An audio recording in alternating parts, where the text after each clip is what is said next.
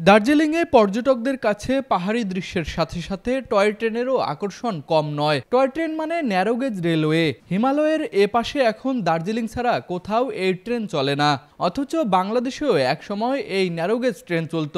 তার সাক্ষ্য দিতে নীলফামারীর সৈয়দপুর রেল কারখানার বাগানে দাঁড়িয়ে আছে ন্যারোগেজ রেলের একটি ইঞ্জিন। কয়লায় চলত এই বাষ্পীয় ইঞ্জিনটি। বাংলাদেশে প্রচলিত ব্রডগেজ রেল চওড়ায় ১.৬৭৬ মিটার, মিটারগেজ রেল চওড়ায় ১ মিটার, কিন্তু ন্যারোগেজ রেল আরও সরু, মাত্র ০.৭৬২ মিটার বা ২.৫ ফুট।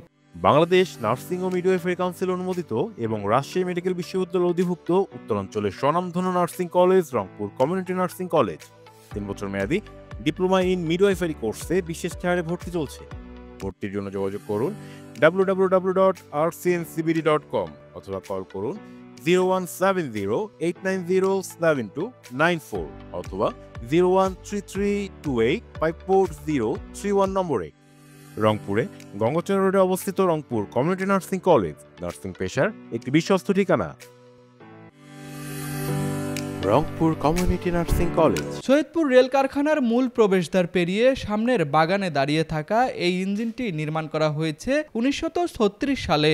এর গায়ে সেটে থাকা সিলমোহর থেকে জানা যায় ইংল্যান্ডের স্ট্যামফোর্ডের WG বাগনাল লিমিটেড এটি নির্মাণ করেছিল।